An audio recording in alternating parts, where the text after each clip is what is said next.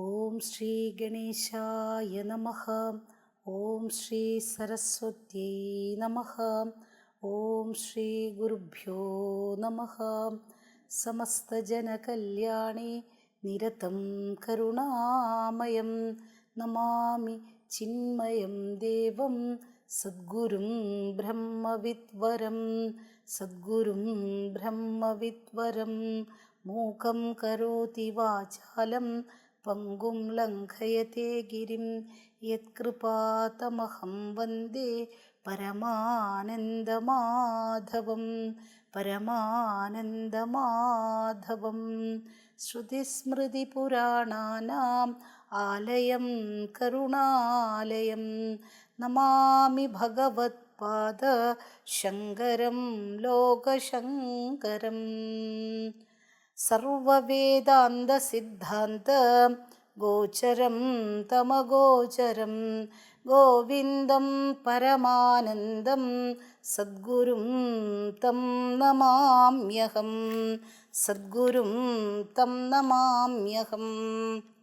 നമ്മൾ വളരെ കാലങ്ങൾ കൂടി കുറേ കാലമായി നമ്മൾ ഈ ക്ലാസ്സിന് വന്നിട്ട് ക്ലാസ് പുനരാരംഭിക്കുകയാണ്. ഏതാണ്ട് 468ഓളം ശ്ലോകങ്ങളാണ് നമ്മൾ തീർത്തു വച്ചിരുന്നത്. ഇന്ന് മുതൽ 469ാമത്തെ ശ്ലോകം മുതലാണ് നമുക്ക് തുടങ്ങേണ്ടത്. അപ്പോൾ 467ാമത്തെ ശ്ലോകം മുതൽ നമുക്ക് 467ഉം 468ഉം നമുക്കൊന്ന് വായിക്കാം.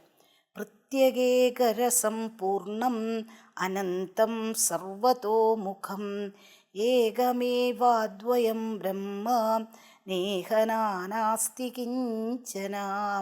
അഹേയം അനുപാദേയം അനാദേയം അനാശ്രയം ഏകമേവാദ്വയം ബ്രഹ്മ നേഹനാനാസ്തി കിഞ്ചന.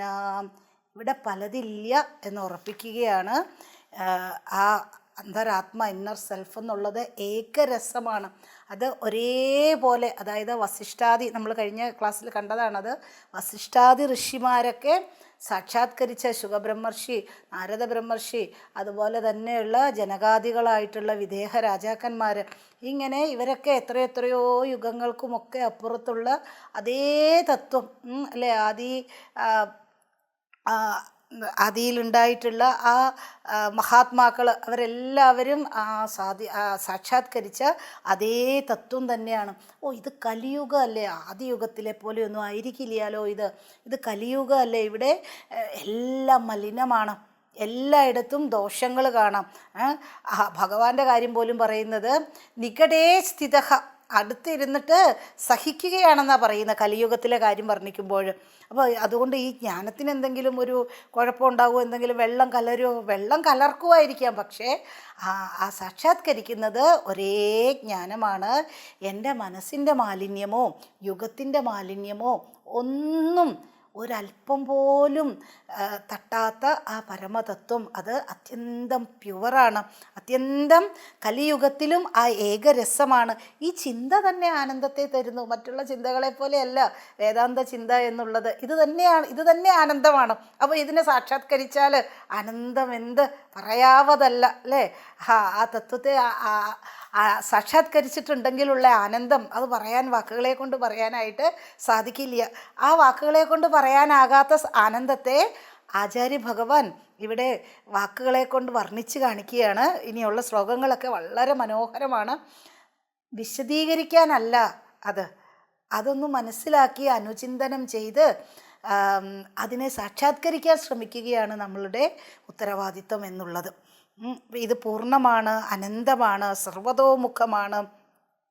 പിന്നെയോ എപ്പോഴൊക്കെ ഈ ശരീരത്തിൻ്റെ കഷ്ടപ്പാടിൽ അല്ലെ, ജീവിതത്തിൻ്റെ കഷ്ടപ്പാടിൽ, ശരീരത്തിൻ്റെ പെയിൻ, ശരീരത്തിൻ്റെ വേദനകളിൽ ഒക്കെ ഈ തത്വത്തെ നിരന്തരം അനുസന്ധാനം ചെയ്യുമ്പോൾ ആ തത്വം ഞാനാണ് എന്ന് മനസ്സിലാക്കിയിട്ട് അങ്ങനെ പോകുമ്പോൾ അങ്ങനെ ചെയ്തു നോക്കൂ, അപ്പോഴറിയാം അതിൻ്റെ ആനന്ദം എന്താണ് എന്നുള്ള കാര്യം. പിന്നീട് അത് അഹേയമാണ്, അനുപാദേയം, അഹേയം അനുപാദേയം അനാദേയം അനാശ്രയം ഏകം ഏവ അദ്വയം ബ്രഹ്മ ഇഹ നാനാ കിഞ്ചന നാസ്തി. ഇവിടെ ഒരിക്കലും ഒരല്പം പോലും വേറില്ല എന്ന് പറയുകയാണ്. അഹേയം എന്ന് വച്ചിട്ടുണ്ടായെങ്കിൽ ഒരിക്കലും, ഹേയം എന്ന് വെച്ചാൽ ഉപേക്ഷിക്കാൻ പറ്റും, അഹേയം ഒരിക്കലും ഉപേക്ഷിക്കാൻ പറ്റാത്ത, കാരണം എനിക്ക് എന്നെ നിരാകരിക്കാൻ പറ്റില്ല.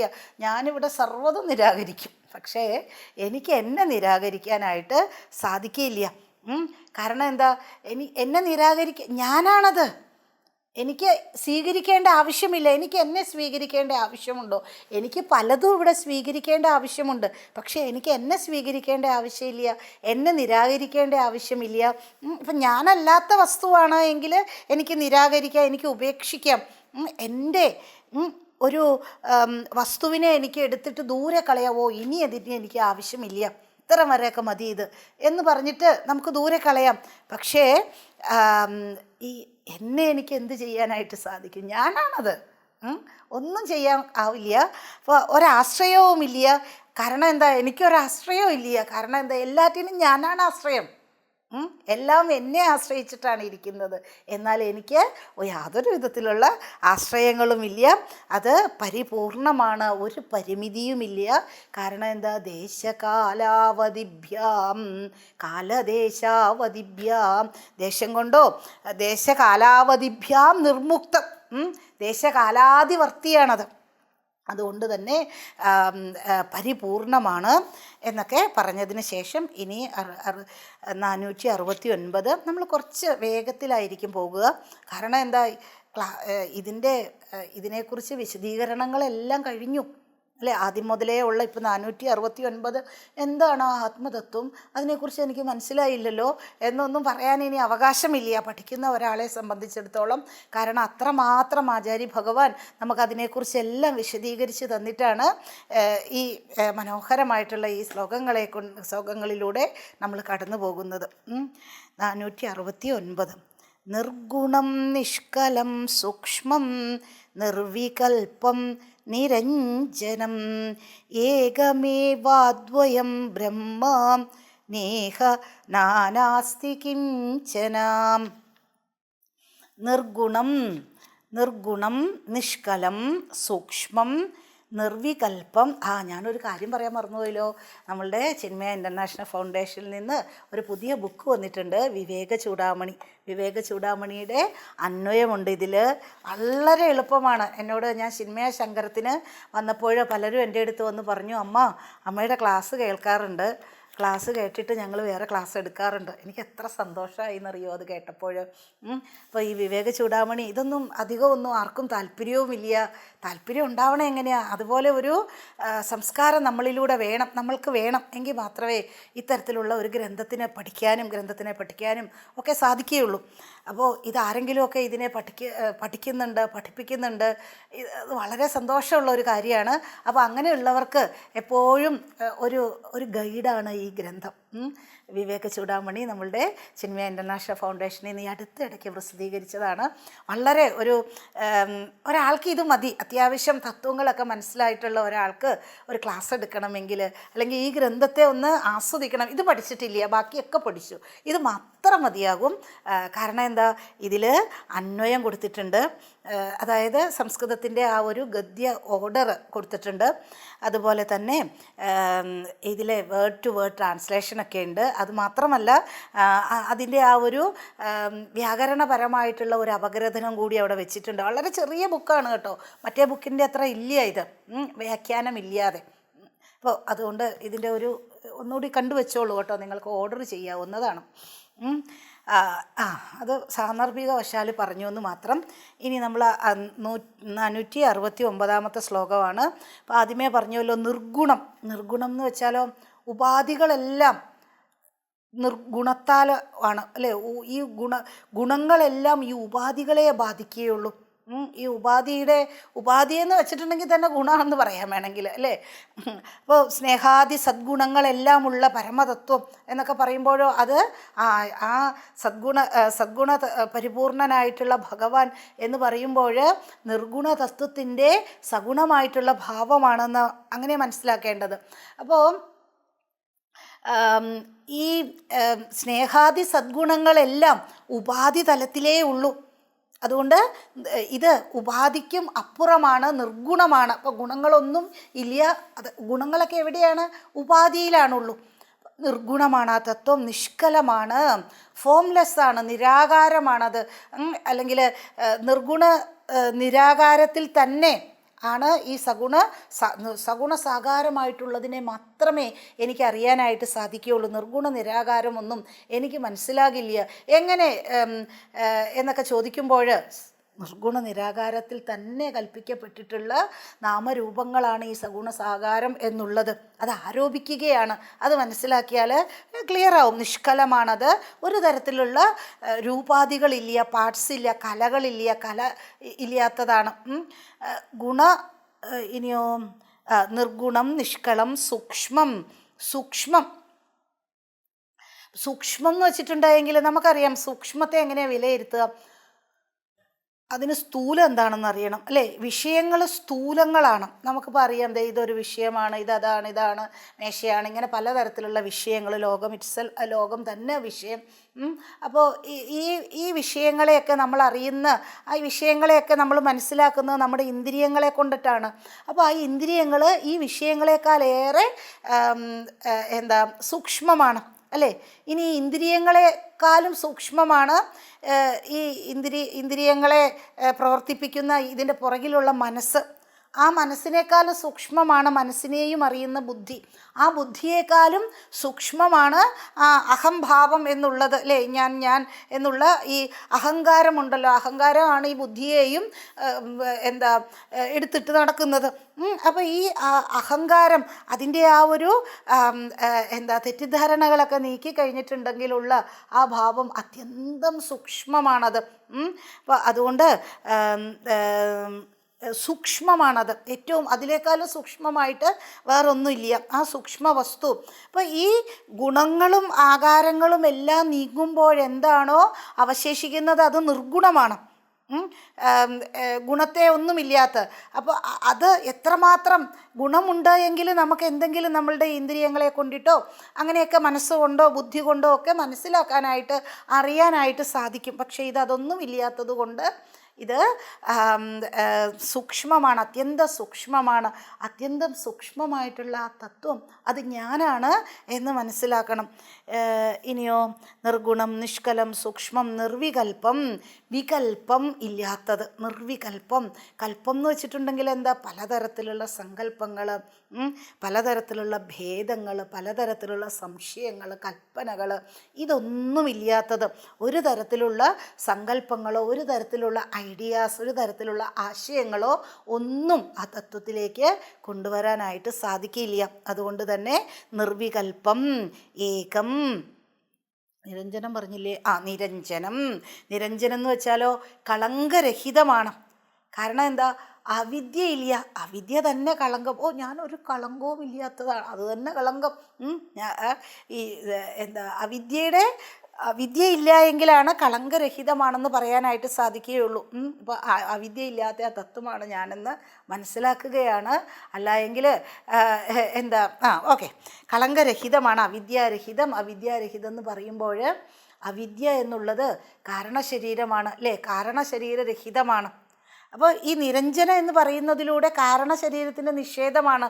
ഇനി നിർവികൽപ്പം എന്ന് വെച്ചാലോ സകല വിധത്തിലുള്ള കൽപ്പങ്ങൾ അതാണോ ഇതാണോ അതെന്നൊക്കെ പറഞ്ഞുള്ള പലതരത്തിലുള്ള സങ്കല്പ വികല്പങ്ങളൊക്കെ നടക്കുന്ന മനസ്സ്, അത് സൂക്ഷ്മ ശരീരമാണ് അല്ലേ. അപ്പോൾ നിരഞ്ജനം എന്ന് പറയുമ്പോൾ കാരണശരീരത്തിൻ്റെ നിരാകരണമാണ് എങ്കിൽ നിർവികൽപ്പം എന്ന് പറയുമ്പോൾ സൂക്ഷ്മ ശരീരത്തെ നിരാകരിക്കുകയാണ്. ഇനി നിഷ്കലം എന്ന് വെച്ചിട്ടുണ്ടെങ്കിൽ രൂപങ്ങളൊന്നുമില്ല, നിരാകാരം, ഫോംലെസ് ആണെന്ന് പറയുമ്പോൾ അത് സ്ഥൂല ശരീരത്തിൻ്റെ നിരാകരണവുമാണ്. ഇങ്ങനെ സ്ഥൂല സൂക്ഷ്മ കാരണ ശരീരങ്ങൾക്കൊക്കെ അതീതമായിട്ടുള്ള ആ തത്വം അത് ഏകമാണ്, നിർഗുണമാണ്, നിഷ്കലമാണ്, സൂക്ഷ്മമാണ്, നിർവികൽപ്പമാണ്, നിരഞ്ജനമാണ്, ഏകം ഏവ, അത് ഏകം മാത്രമാണ്, അദ്വിതീയം. അദ്വിതീയം എന്ന് വെച്ചാലോ രണ്ടെന്നുള്ള ഒന്ന് ഇല്ലാത്തതാണ്. അത് രണ്ടെന്നിൽ ഒന്നായിട്ടുള്ള നിന്നെ രണ്ടെന്ന് കണ്ടാൽ പറയാറുണ്ടല്ലോ, കൂടെ കൂടെ നമുക്ക് ചൊല്ലാനുള്ള. അത് എത്ര ഭംഗിയായിട്ടാണ് മലയാളിക്ക് അല്ലേ, മലയാളി അമ്മിഞ്ഞ പാലിനോടൊപ്പം കേട്ടുണരുന്നതാണത്. ഒന്നായ നിന്നെ ഇഹ രണ്ടെന്ന് കണ്ടളവിൽ ഉണ്ടായൊരിണ്ടൽ ബധം ഉണ്ടാവതല്ല മമ പണ്ടേ കണക്കെ വരുവാൻ. ഭഗവാന്റെ കൃപ, ഗുരുവിൻ്റെ കൃപ ഒന്ന് മാത്രമേ പണ്ടേ പോലെ ആകാനായിട്ട് വഴിയുള്ളൂ. അപ്പോൾ ആ രണ്ടെന്നില്ലാത്ത ഒന്ന് ഏകം ഏവ അദ്വിതീയം ബ്രഹ്മ ഇഹ നാനാ കിഞ്ചന ന അസ്തി. ഇവിടെ ഒരിക്കലും പലതില്ല, പലതുണ്ടെന്ന് കാണുന്നത് ഭേദമുള്ളത് കൊണ്ടാണ്, അവിദ്യയാലാണ് ഇവിടെ പലതുണ്ടെന്ന് കാണുന്നത്. അവിദ്യ നീങ്ങിയിട്ടുണ്ട് എങ്കിൽ ഏകമേവാദ്വിതീയം ഹി ബ്രഹ്മ, അത് മാത്രമാണ് ഉള്ളത്. ഇതെല്ലാം അനുഭവത്തിൻ്റെ തലത്തിൽ മനസ്സിലാക്കേണ്ട തത്വങ്ങളാണ്. പിന്നെ എന്തിനാ ഇപ്പോൾ ഇത് അനുഭവമൊന്നും ഇല്ലാത്തവരിരുന്ന് പറയുന്നത്? അതോ ഇതിനെ ഇങ്ങനെ നിരന്തരം അനുസന്ധാനം ചെയ്യുമ്പോൾ ഈ തത്വം, ഈ ഭാവം നമ്മിൽ ഉറയ്ക്കും. ഈ ഭാവം നമ്മളിൽ ഇങ്ങനെ ഉറപ്പിക്കുക, തൂണൊക്കെ ഉറപ്പിക്കില്ലേ? കുറച്ചൊന്ന് ഇളക്കൊണ്ടൊന്ന് നോക്കും. ഇപ്പോൾ ഗുരുക്കന്മാരൊക്കെ എങ്ങനെയാണ്, ഒന്ന് ഇളകിയോ എന്നൊക്കെ ഒന്ന് ഇടയ്ക്കിടയ്ക്കൊക്കെ ഒന്ന് കുത്തി നോക്കും, ഇളക്കമുണ്ടോ എന്ന്. അപ്പോൾ ഇളക്കമുണ്ടോ എങ്കിൽ കുറച്ചുകൂടെ ഒന്ന് ഇട്ട് ഉറപ്പിക്കണം അല്ലേ, മണ്ണിട്ട് ഉറപ്പിക്കണം. അതുപോലെ നമ്മൾക്ക് ഉറപ്പിക്കാനുള്ള തത്വങ്ങളാണ് ഇതെല്ലാം, ഈ ശ്ലോകങ്ങളാണ് ഇതെല്ലാം. വളരെ മനോഹരമായിട്ടുള്ളതാണ്. നിർഗുണം നിഷ്കലം സൂക്ഷ്മം നിർവികൽപ്പം നിരഞ്ജനം ഏകമേവാദ്വയം ബ്രഹ്മ നേഹനാനാസ്തി കിഞ്ചന അനിരൂപ്യ സ്വരൂപം യത് മനോവാചാമഗോചരം ഏകമേവാദ്വയം ബ്രഹ്മ നേഹനാനാസ്തി കിഞ്ചന അനിരൂപ്യ സ്വരൂപം യത് മനോവാചാമഗോചരം ഏകമേവാദ്വയം ബ്രഹ്മ നേഹനാനാസ്തി കിഞ്ചന. ഇത് അനിരൂപ്യസ്വരൂപം മനോവാചാമ അഗോചരം ഏകം ഏവ അദ്വയം ബ്രഹ്മ ഇഹ നാനാ കിഞ്ചന ന അസ്തി. അതെന്താ? അത് അനിരൂപ്യ സ്വരൂപം, അത് അനിരൂപ്യ സ്വരൂപമാണ്. നോ നിരൂപണം ഈസ് പോസിബിൾ. നിരൂപണം ഒന്നും ചെയ്യാൻ പറ്റില്ല അല്ലേ? നിരൂപണം ഒരു തരത്തിലുള്ള ക്രിറ്റിസിസം അല്ലേ? ക്രിറ്റിസിസം എന്ന് വെച്ചാൽ വിമർശനമാണ്. എങ്ങനെയുള്ള അപ്പോൾ ഇത്രയും മാത്രം ശ്ലോകങ്ങൾ പറഞ്ഞു കഴിഞ്ഞിട്ടാണോ പറയുക ഇതിനെ നിരൂപണമൊന്നും ചെയ്യാൻ സാധിക്കുകയില്ല എന്ന്? അപ്പം നിരൂപണം ചെയ്യാനായിട്ട് സാധിക്കുകയില്ല. കാരണം എന്താ? മനോവാചാമഗോചരം, മനസ്സിനും വാക്കിനും ഒന്നും പിടികിട്ടാത്ത ആ തത്വത്തെ മനസ്സുകൊണ്ടും വാക്കുകൊണ്ടും ഒക്കെയാണ് നമ്മൾ ഓരോ കാര്യങ്ങളും നിരൂപണം ചെയ്യുന്നത്. ഊഹാപോഹങ്ങളൊക്കെ നമ്മൾ നടത്തുന്നത് അങ്ങനെയാണ് അല്ലേ? അപ്പോൾ അതിനെക്കൊണ്ടൊന്നും സാധിക്കില്ലാത്ത ആ തത്വത്തെ നിരൂപണം ചെയ്യാനായിക്കൊണ്ടിട്ട് സാധിക്കില്ല. അത് ഏകമേവ അദ്വയം ബ്രഹ്മ നേഹനാനാസ്തി കിഞ്ചന. അപ്പോൾ ഇത് ആ തത്വം മനസ്സിനും വാക്കിനുമൊക്കെ അപ്പുറത്തായിട്ടുള്ള ആ തത്വത്തെ ഒന്നിനാലും നമ്മൾക്ക് അനിരൂപ്യ സ്വരൂപം ഒരിക്കലും നിരൂപണം എന്നുള്ളത് സാധ്യമാകില്ല. നിരൂപണം ചെയ്യാനായിട്ട് സാധിക്കില്ല. കാരണം എന്താ? മനോവാചാമഗോചരം, മനസ്സുകൊണ്ട് വാക്കുകളെ കൊണ്ടും ഒന്നും പ്രത്യക്ഷമാകാനായിട്ട് മനസ്സുകൊണ്ടും വാക്കുകളെ കൊണ്ടും ഒക്കെ നമ്മൾക്ക് ഇവിടെയുള്ള വിഷയങ്ങളെയൊക്കെ ചിന്തിക്കാനായിട്ട് സാധിക്കും. പക്ഷേ എങ്കിൽ മനസ്സിനും വാക്കിനും ഒക്കെ പ്രവർത്തിക്കാനുള്ള ആ സ്വലത അല്ലെങ്കിൽ ആ ഊർജത്തെ നൽകുന്ന ആ ഊർജ സ്രോതസ്സായിട്ടുള്ള ആ തത്വത്തെ മനസ്സുകൊണ്ടോ വാക്കുകൊണ്ടോ ഒന്നും അറിയാനായിട്ട് സാധിക്കില്ല. അപ്പോൾ അതുകൊണ്ട് അത് അനിരൂപ്യ സ്വരൂപമാണ്. ഏകമേവ അദ്വയം ബ്രഹ്മ നേഹനാനാസ്തി കിഞ്ചനം സത്സമൃദ്ധം സ്വതസിദ്ധം ശുദ്ധം ബുദ്ധിം അനീശ്വരം ഏകമേവാദ്വയം ബ്രഹ്മ നേഹനാനാസ്തി കിഞ്ചന സത്സമൃദ്ധം സ്വതസിദ്ധം ശുദ്ധം ബുദ്ധിം അനീദൃശം. ബുദ്ധം എന്നാണ് കേട്ടോ. ബുദ്ധം അനീദൃശം ഏകമേവാദ്വയം ബ്രഹ്മ നേഹനാനാസ്തി കിഞ്ചന. സത്സമൃദ്ധം സ്വതസിദ്ധം ശുദ്ധം ബുദ്ധം അനീദൃശം ഏകം ഏവ അദ്വയം ബ്രഹ്മ ഇഹ നാനാ കിഞ്ചന നാസ്തി. സത്സമൃദ്ധം, സത്സമൃദ്ധമാണ്. ഒരു സമൃദ്ധിയില്ല. ഞാൻ സത്സമൃദ്ധമാണ്. നീ ഇരിക്കുന്നിടത്തൊരു സമൃദ്ധി ഉണ്ടാവില്ല. ആര് പറഞ്ഞു? സത്സമൃദ്ധമാണ് ഞാൻ. സത്സമൃദ്ധം എന്ന് വെച്ചാലോ ഫുൾ ഓഫ് എക്സിസ്റ്റൻസ് ആണ്. സത്തിനാൽ സമൃദ്ധമാണ്. ആ ഉണ്മയുടെ ഉണ്മ ഉറഞ്ഞു കൂടിയ ആനന്ദ കട്ടയാണ്. അല്ലെങ്കിൽ ഉണ്മകളെല്ലാം ഉണ്മക്കട്ടയാണ് എന്നൊക്കെ പറയാം. വാക്കുകളെ കൊണ്ട് വർണ്ണിക്കാൻ സാധിക്കില്ലാത്ത ആ തത്വം സത്സമൃദ്ധമാണത്. സ്വതസിദ്ധം, അതിനൊന്നിൻ്റെയും ആവശ്യമില്ല. അപ്പോൾ എല്ലാവരും ചോദിക്കാറുണ്ട് ആത്മാവ് ഉണ്ടെന്നുള്ളതിന് ഇപ്പോൾ എന്താ തെളിവ്? നീയുണ്ടോ? ചോദിക്കുന്നു, നീയുണ്ടോ? അപ്പോൾ ചോദ്യകർത്താവിൻ്റെ ആ ഒരു നിലനിൽപ്പിൽ അദ്ദേഹത്തിന് ഒരു സംശയമുണ്ടോ? ഞാനുണ്ടോ എന്ന് ചോദിച്ചു. പിന്നെ ഞാനില്ലാണ്ടാണോ ചോദ്യം ചോദിക്കുക? അത് തന്നെയാണ് തെളിവ്. ഉണ്ടല്ലോ ഉണ്മ, അത് തന്നെയാണ് ആത്മാ എന്നുള്ളത്. ആ ഉണ്മ തന്നെയാണ്. അപ്പോൾ ഈ ഞാൻ ആരാണ് എന്നുള്ള ആ ഒരു ഐഡൻറ്റിറ്റി ക്രൈസിസ് ഉണ്ടല്ലോ, അത് നമ്മൾ ചോദ്യം ചെയ്ത് മനസ്സിലാക്കേണ്ടതായിട്ടുള്ള ഒന്നാണ്. ബുദ്ധം എന്ന് വെച്ചിട്ടുണ്ടെങ്കിലോ ജ്ഞാനസ്വരൂപമാണത്, അറിവാണ്. അറിവാകുന്ന സ്വരൂപത്തോട് കൂടിയതാണ്. എൻ്റെ അറിവിനെയും എൻ്റെ അറിവില്ലായ്മയെയും ഒക്കെ അറിയുന്ന ആ തത്വം, അത് അറിവാണത്. അറിവില്ലായ്മയെയും അറിയുന്ന അറിവാണത്. അത് കഴിഞ്ഞിട്ട് എന്താ പറഞ്ഞത്? സത്സമൃദ്ധം സ്വതസിദ്ധം ശുദ്ധം ബുദ്ധം അനീദൃശം. ഈദൃശം എന്ന് പറഞ്ഞാൽ എന്താ? ഇതുപോലെ അല്ലേ? ഇപ്പം നമുക്ക് ഒരു ചെറിയ സ്ഥൂലം പോലെ സൂക്ഷ്മം, ഇതിനെയൊക്കെ നമുക്ക് ഈദൃശം എന്ന് പറയാം.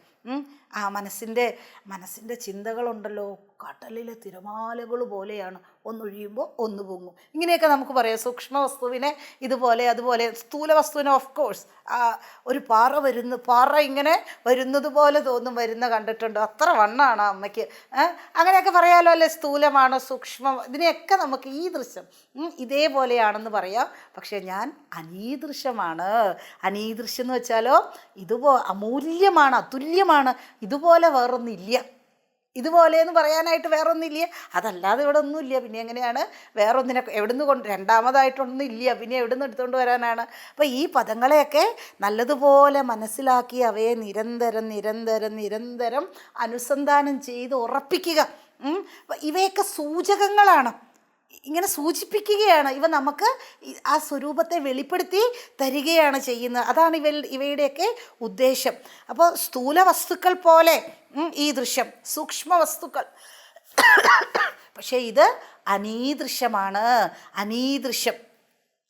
ഇനി ആ തത്വത്തെ എങ്ങനെ വിജ്ഞാനമാക്കാം?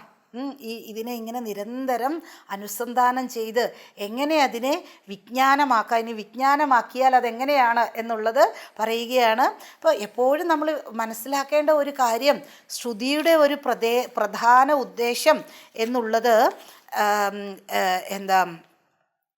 എപ്പോഴും ശ്രുതി നമ്മൾക്ക് ബോധിപ്പിക്കുകയാണ്. ശ്രുതിയുടെ പ്രധാന കാര്യം, പ്രധാന ഉദ്ദേശം എന്നുള്ളത് ആ പൂർണ്ണമായിട്ടുള്ള ബ്രഹ്മം അത് ഞാൻ തന്നെയാണ് എന്ന് നമ്മെ കൂടെ ഓർമ്മിപ്പിച്ച് തരിക. ഇതാണ് ശ്രുതിയുടെ ഉദ്ദേശം. അതെപ്പോഴും മനസ്സിലാക്കുക. അതിനായിക്കൊണ്ടിട്ടാണ് ഇത്രയും ശ്ലോകങ്ങളിലൂടെ നമ്മൾക്ക് ആചാര്യ ഭഗവാൻ ആ ശ്രുതിയുടെ താത്പര്യത്തെ തന്നെയാണ് എടുത്തിട്ട് നമ്മൾക്ക് പറഞ്ഞു തരുന്നത് വളരെ ലളിതമായിട്ടുള്ള ഭാഷയിൽ.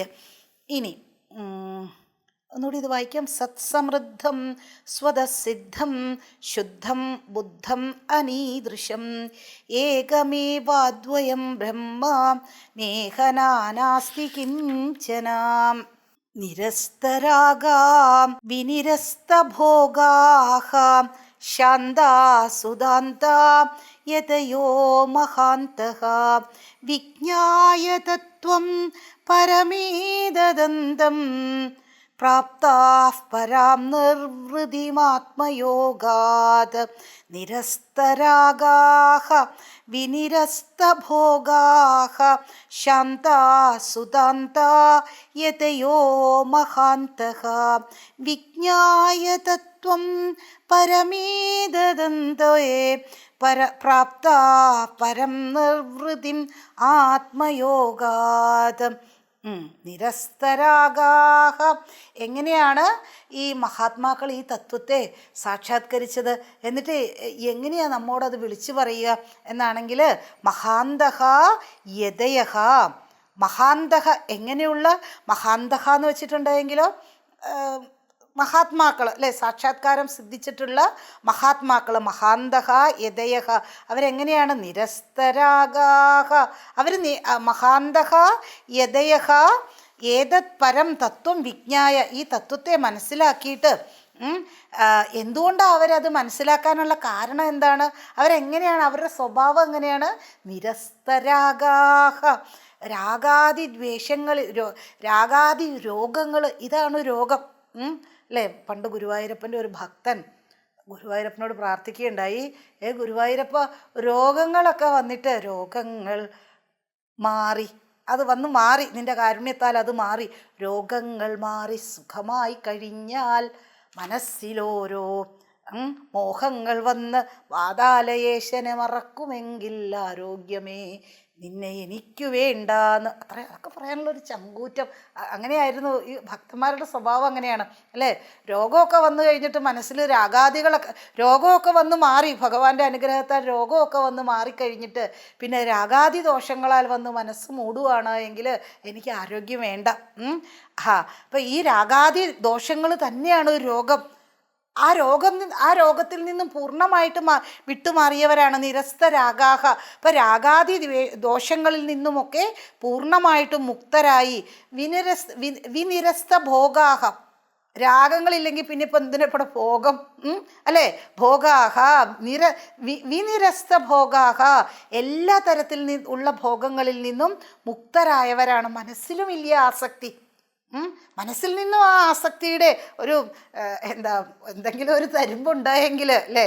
വേനൽക്കാലത്ത് ഇങ്ങനെ ഈ മാരകമൊക്കെ ഉണങ്ങി നിൽക്കുന്ന കാണുമ്പോൾ ഓർക്കും അതിനി എന്തായാലും അത് പോയി, വേരോടുകൂടി പോയി തന്നെ ചെയ്തു എന്ന് നമുക്ക് തോന്നും. പക്ഷെ ഒരു മഴ വന്നിട്ടുണ്ടെങ്കിൽ മതി, അത് നല്ലതുപോലെ ആർത്തുലഞ്ഞു അല്ലേ ഉണ്ടാകും, ഇലകളൊക്കെ വരും.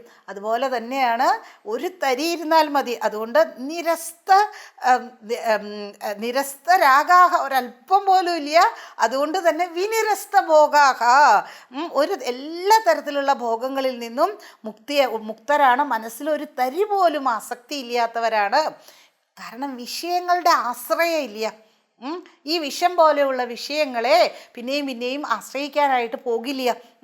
വിഷയങ്ങളുടെ ആശ്രയമില്ല. അവിടെ വൈരാഗ്യം പൂർണ്ണമാണ്. ശാന്ത. എന്തുകൊണ്ടാണ് കാരണം? ഇതിനൊക്കെ കാരണം എന്താ? ശാന്ത ക്ഷമയുക്താഹ. ക്ഷമയുണ്ട് നല്ലതുപോലെ, മനസ്സിനെ നല്ലതുപോലെ കൺട്രോൾ ചെയ്യാനുള്ള ആ ഒരു കഴിവുണ്ടല്ലോ. അങ്ങനെ ചെയ്ത് മനസ്സ് കൺട്രോളിലായവരാണ് അവർ. പിന്നെയോ സുതാന്താഹ. സുതാന്ത എന്ന് വെച്ചിട്ടുണ്ടെങ്കിലോ ദമയുക്താഹ.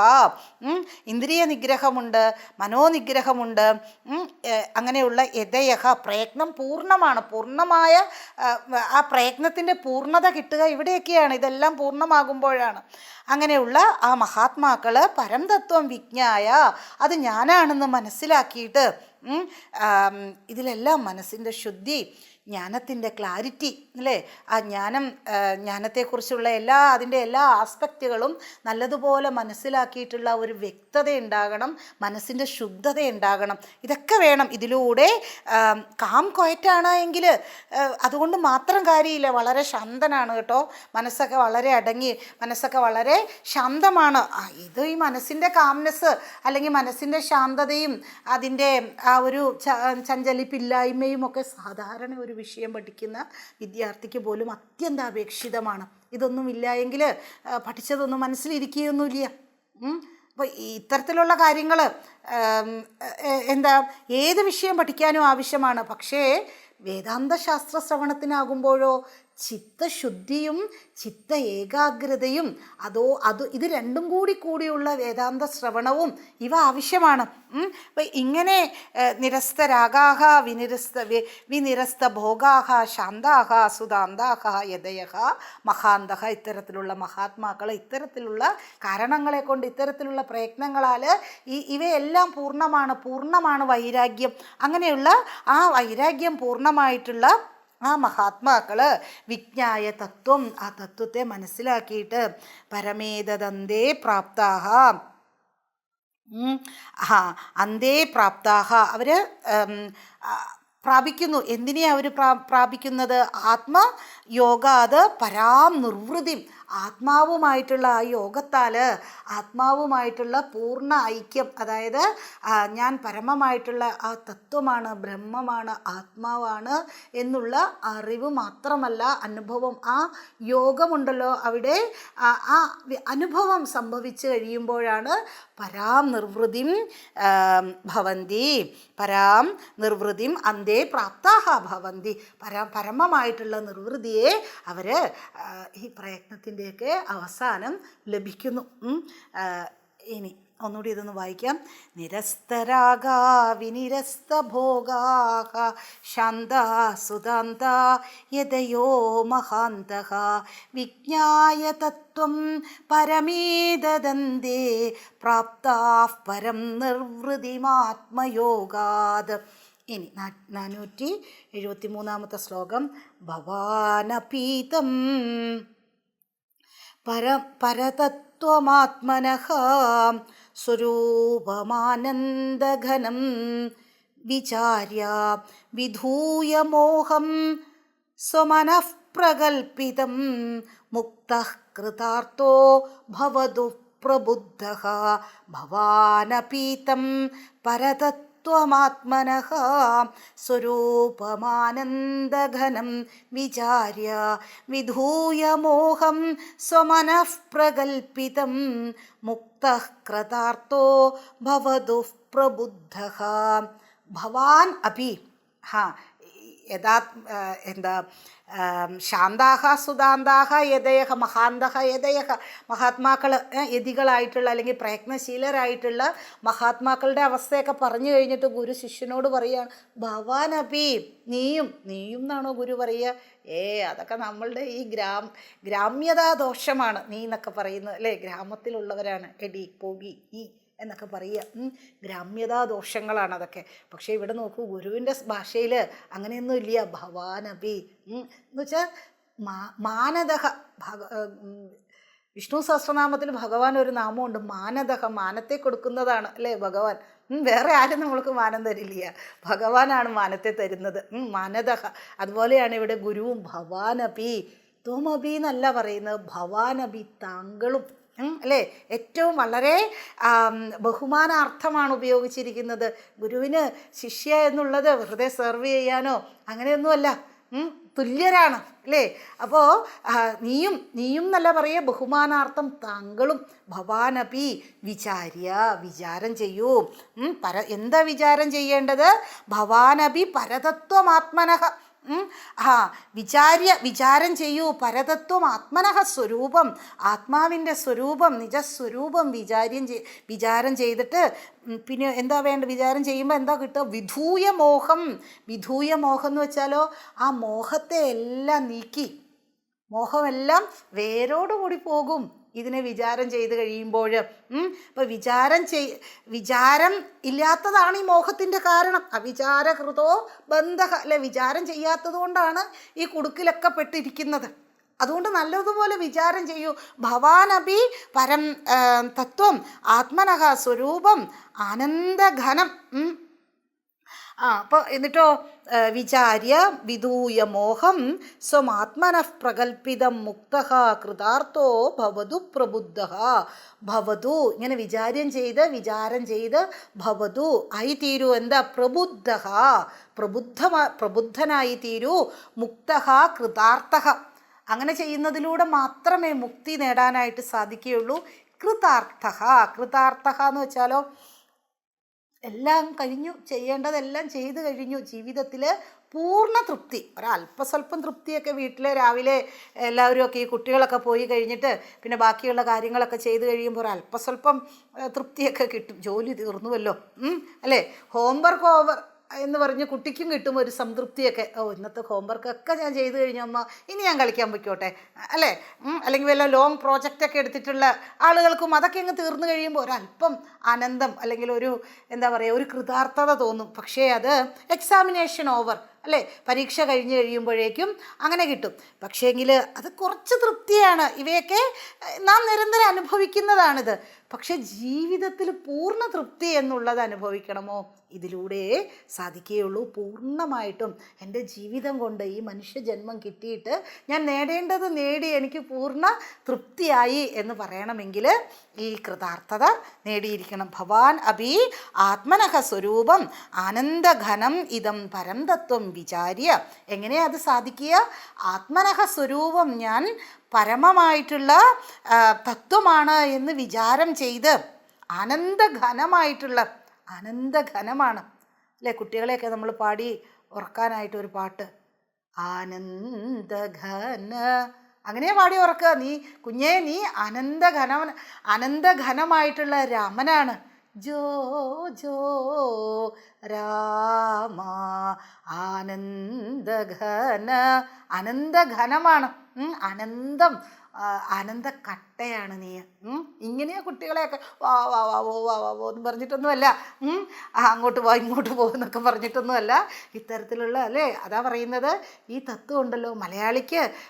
പണ്ടുള്ള മലയാളി അമ്മമാരൊക്കെ ഈ ഹരിനാമ കീർത്തനവും ജ്ഞാനപ്പാനയും ഒക്കെ ആയിരുന്നു ഈ തൊട്ടിയിട്ടാട്ടുമ്പോൾ. ഇപ്പോൾ തൊട്ടിയേ ഇല്ലാണ്ടായി കഴിഞ്ഞിരിക്കുന്നു.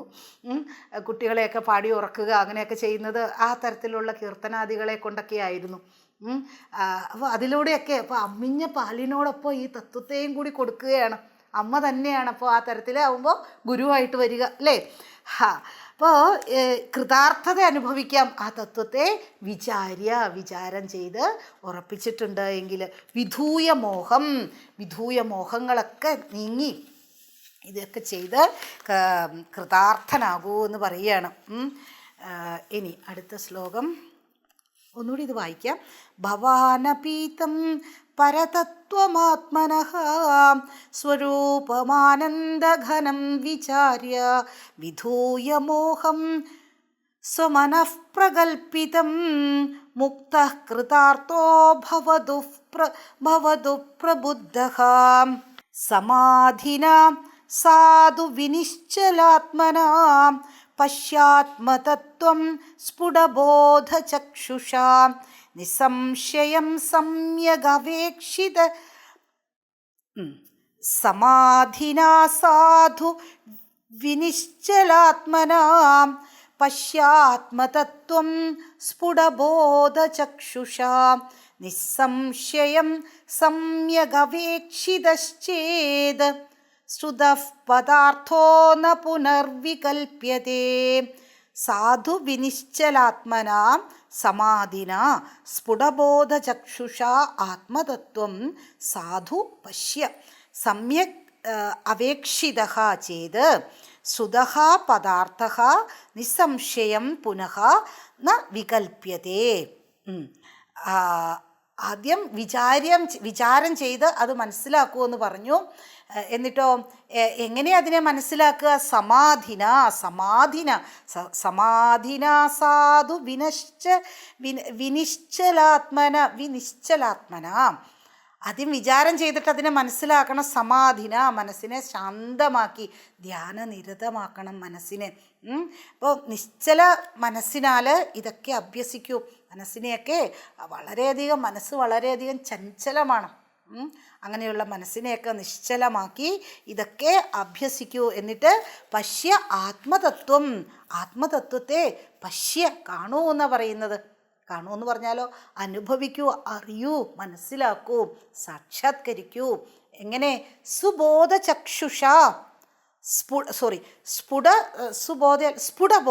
സ്ഫുടമായിട്ടുള്ള ബോധചക്ഷുഷ. എനിക്കും ഈ സ്ഫുടബോധചക്ഷുഷ, നല്ല ആ കണ്ണ് എങ്ങനെയുള്ളതാണ്? ബോധമാകുന്ന ചക്ഷുഷാണ്. ബോധമാകുന്ന കണ്ണിലൂടെ എൻ്റെ ഗുരു സാക്ഷാത്കരിച്ചതാണ് എന്ന് വീമ്പ് പറഞ്ഞുകൊണ്ട് നടന്നിട്ട് കാര്യമൊന്നുമില്ല.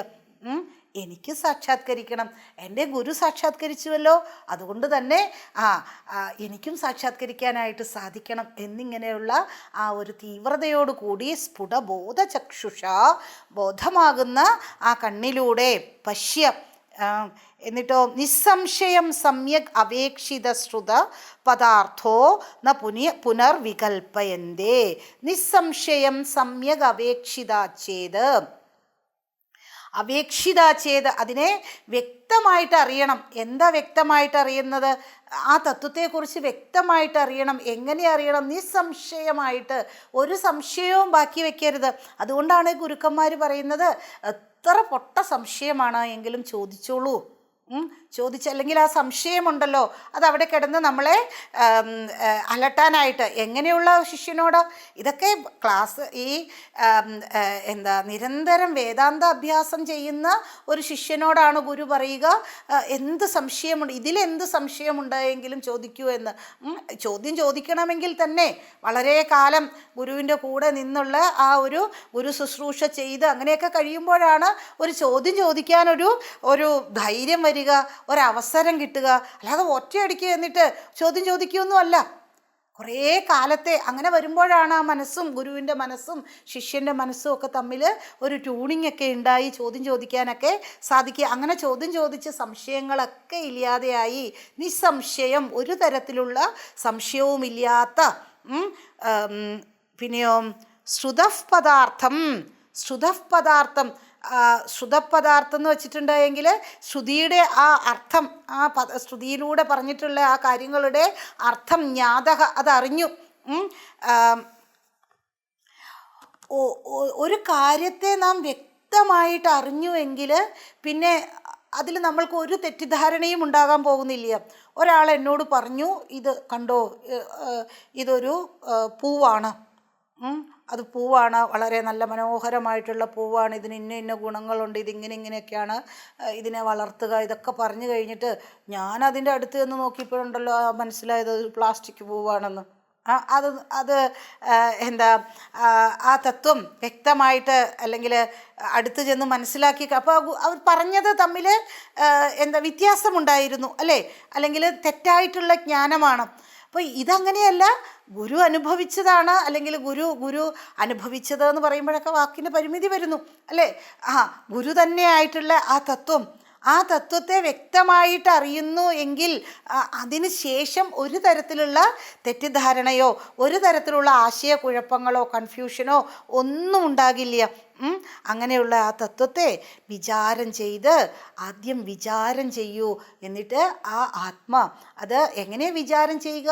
ആത്മ അനാത്മ ഇതൊക്കെ നല്ലതുപോലെ മനസ്സിലാക്കണം. എന്താണ് ആത്മ, എന്താണ് അനാത്മ വസ്തു, ഇവയെല്ലാം വേർതിരിച്ച് മനസ്സിലാക്കി വിചാരം ചെയ്ത് ശാന്തമായ മനസ്സിൽ നിശ്ചലമായിട്ടുള്ള മനസ്സ്, ആ വീയും കൂടെ അവിടെ കൊണ്ടു വയ്ക്കുമ്പോൾ നിശ്ചലം എന്ന് പറഞ്ഞാൽ തന്നെ നിശ്ചലമായി. പിന്നെയോ വിനിശ്ചലം, ഒന്നുമില്ലാത്ത അല്ലെ, ഒരു തരത്തിലുള്ള കമ്പനവുമില്ലാത്ത ആ തത്വത്തെ നിരന്തരം അനുസന്ധാനം ചെയ്ത് സ്ഫുടബോധ ചക്ഷുസ് സ്ഫുടബോധ കണ്ണിലൂടെ അറിയൂ, മനസ്സിലാക്കൂ. അങ്ങനെ ആയിട്ടുണ്ടായെങ്കിൽ ഒരു തരത്തിലുള്ള തെറ്റിദ്ധാരണയും പിന്നെ ആർക്കും നമ്മെ വന്നിട്ട് ഒരു കാര്യം പറഞ്ഞ് തെറ്റിദ്ധരിപ്പിക്കാനോ ഒന്നിനും സാധിക്കില്ല. ഒന്നുകൂടി ഇതൊന്ന് വായിക്കാം. സമാധിനാം സാധു വിനിശ്ചലാത്മനാം പശ്യാത്മതത്വം സ്ഫുടബോധചക്ഷുഷാ നിസ്സംശയം സമ്യഗവേക്ഷിതശ്ചേത് ശ്രുതഃ പദാർത്ഥോ ന പുനർവികൽപ്യതേ. അപ്പം നമുക്കിപ്പോൾ ഇത് നിർത്താം. എന്നിട്ട് നമുക്ക് അടുത്ത ദിവസം അടുത്ത ക്ലാസ്സിൽ ബാക്കിയുള്ള ശ്ലോകങ്ങൾ നോക്കാം. ഇത് വളരെ മനോഹരമായിട്ടുള്ള അനുസന്ധാനത്തിന് വേണ്ടിയിട്ടുള്ള ശ്ലോകങ്ങളാണ്. നിരന്തരം ഈ ശ്ലോകങ്ങളെ പാരായണം ചെയ്ത് അതിൻ്റെ തത്വങ്ങളെ മനസ്സിലേക്ക് അനുസന്ധാനം ചെയ്യുക എന്നുള്ളതാണ് ഈ തത്വം നമ്മിൽ ഉറയ്ക്കാനുള്ള ഒരു മാർഗം. ഓം പൂർണ്ണമദഃ പൂർണ്ണമിദം പൂർണ്ണാത് പൂർണ്ണമുദച്യത്തെ പൂർണ്ണസ്യ പൂർണ്ണമാദായ പൂർണ്ണമേവാവശിഷ്യത്തെ. ഓം ശാന്തി ശാന്തി ശാന്തി. ഹരി ഓം. ശ്രീ ഗുരുഭ്യോ നമഃ. ഹരി ഓം.